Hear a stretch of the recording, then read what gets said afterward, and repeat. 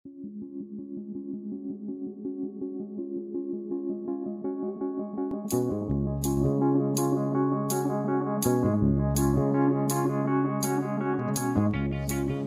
hamdalillah nahmaduhu wa nasta'inuhu wa nastaghfiruh wa na'udzu billahi min syururi anfusina wa sayyiati a'malina may yahdihillahu fala mudhillalah wa may yudlil fala hadiyalah. Asyhadu an la ilaha illallah wa asyhadu anna Muhammadan abduhu wa rasuluh. Amma ba'du. Pertama-tama dan semestinya paling utama kita panjatkan puji serta puja kita kehadirat Allah Subhanahu wa Ta'ala, yang mana pada kesempatan kali ini kita masih diperkenankan untuk menghirup udara segar. Kita masih diberikan kenikmatan yang telah Allah berikan kepada kita, dan untuk tindak lanjutnya kita harus mensyukuri hal tersebut.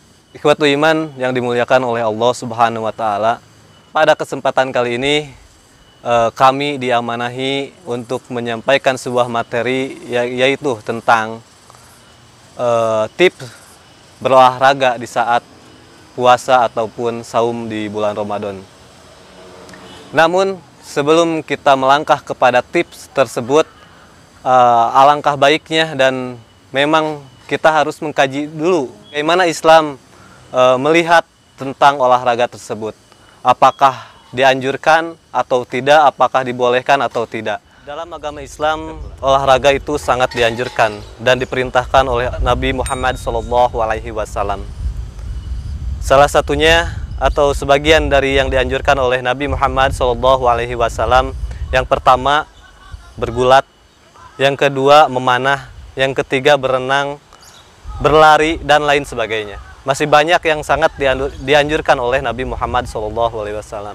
Manfaatnya dari berolahraga yaitu yang pertama, tubuh menjadi kuat, segar, dan bugar.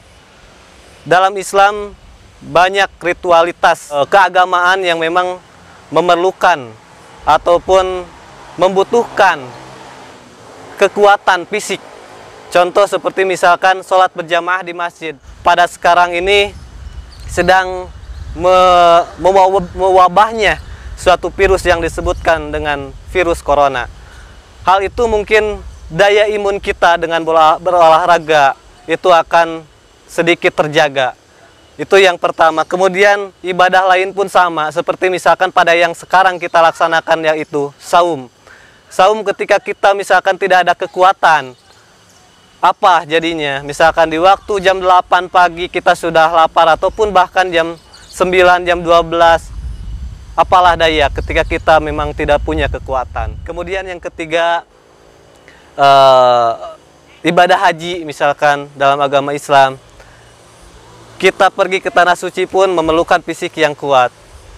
Dalam hadisnya pun man istata'a ilaihi sabila. Dalam hal kekuatan ataupun mampu di sana itu yaitu mampu dalam hal fisik, mampu dalam hal materi. Namun dalam hal ini fisik untuk menganjurkan kita untuk lebih sehat, untuk lebih kuat, lebih segar, dan lebih bugar. Nah, maka dari itu, ikhwatul iman yang dimuliakan oleh Allah Subhanahu wa Ta'ala, perlunya kita melakukan kegiatan olahraga baik dalam keseharian kita, apalagi dalam hal saum ini, untuk melatih kekuatan, untuk melatih kesehatan, untuk melatih konsentrasi kita dalam kehidupan sehari-hari. Dalam hadis diungkapkan bahwa al-mu'minul qawiyyu khairun wa habba ilallah minal mu'minid dha'ifi. Bahwa seorang muslim, seorang mukmin yang kuat itu lebih dicintai oleh Allah Subhanahu wa Ta'ala dibandingkan dengan mukmin yang lemah. Cukup jelas dalam hadis tersebut bahwa untuk melatih ataupun ada kata kunci kuat di sana, itu dalam artian yang pertama kuat iman.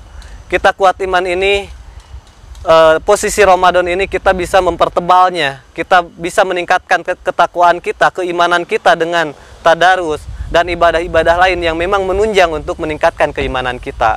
Kemudian kekuatan fisik, apa yang bisa membuat fisik kita menjadi kuat? Salah satunya yaitu berolahraga. kita tidak boleh meninggalkan olahraga baik dalam saum Ramadan ataupun dalam keseharian kita sehari-hari. Dalam saum Ramadan itu ada beberapa tips. Yang pertama, kita harus memanage waktu. Itu yang pertama. Waktunya kapan? Kemudian yang kedua, kita harus memanage pula tentang jenis olahraga apa saja yang bisa kita lakukan pada saat bulan suci Ramadan ini. Kemudian yang ketiga adalah pola makan pada saat sahur dan buka. Apa saja yang kita... Waktu yang pertama adalah 1 jam setelah sahur, ataupun bisa kita alokasikan waktu di sekitar jam setengah 6 sampai jam 6 pagi. Karena pada waktu-waktu itu udara masih segar, kemudian jam 7-nya kita akan beraktivitas, baik yang bekerja ataupun aktivitas-aktivitas lainnya. Nah, hal itu sangat dianjurkan pada waktu-waktu tersebut. Kemudian waktu yang kedua adalah 1 jam sebelum berbuka. Mengapa pada waktu tersebut kita bisa gali potensi ataupun dengan ngabuburit, misalkan dengan memanah ataupun dan lain-lain olahraga tersebut yang memang setelahnya itu tidak lama lagi akan berbuka. Dan yang kedua, jenis olahraga apa saja yang bisa kita lakukan ketika kita saum. Yang pertama, kita bisa di pagi harinya tadi kita dengan jogging-jogging ringan ataupun kelenturan dan lain-lain lah yang memang pada waktu udara masih segar itu kita bisa gunakan untuk olahraga tersebut. Utamanya senam, mungkin jalan-jalan dan lari-lari kecil.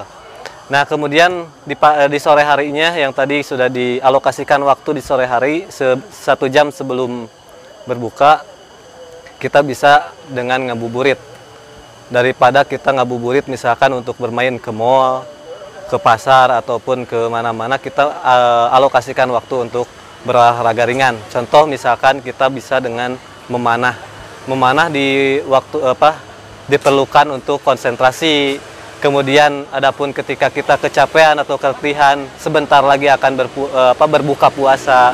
Itu yang memang kita harus jaga di bulan suci Ramadan ini. Bukan tidak boleh untuk bermain bola, boleh-boleh saja asal dengan intensitas dan kapasitasnya dikurangi. Misalkan yang biasanya bermain bola itu 1 jam full, ya kita atau berlari dengan sekuat tenaga, kita minimalisir lah waktunya. Kemudian yang ketiga yang harus diperhatikan adalah pola makan ketika sahur ataupun berbuka. Misalkan ketika sahur kita tidak banyak memakan makanan yang berminyak. Minumnya pun diatur.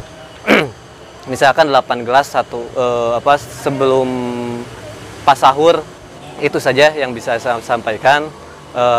Sekali lagi, yang pertama waktu yang harus diperhatikan, kemudian jenis olahraganya yang harus diperhatikan, kemudian yang ketiga adalah pola makan. Bagaimana supaya kita tidak kehausan, supaya kita tidak kelaparan di siang harinya ketika kita olahraga. Oke, demikian yang bisa saya sampaikan. Mudah-mudahan ada manfaatnya, khususnya untuk saya sendiri, umumnya untuk ikhwatul iman sekalian. Yang benar, yang baik itu mutlak dari Allah dan milik Allah Subhanahu wa Ta'ala. Adapun yang kurang, yang jelek ataupun kesalahannya itu mutlak dari kebodohan dan kekeliruan diri saya pribadi. Mohon dimaafkan. Yang terakhir, mungkin mudah-mudahan segala bentuk yang kita lakukan di bulan suci Ramadan ini menjadikan amal yang diterima oleh Allah Subhanahu wa Ta'ala dan diganjar dengan ganjaran yang setimpal di sisi Allah, supaya bekal kita di akhirat nanti. Rabbana hablana min azwajina wa dzurriyyatina qurrata a'yun waj'alna lil muttaqina imama. Rabbana atina fid dunya hasanah wa fil akhirati hasanah wa qina adzabannar. Assalamualaikum warahmatullahi wabarakatuh.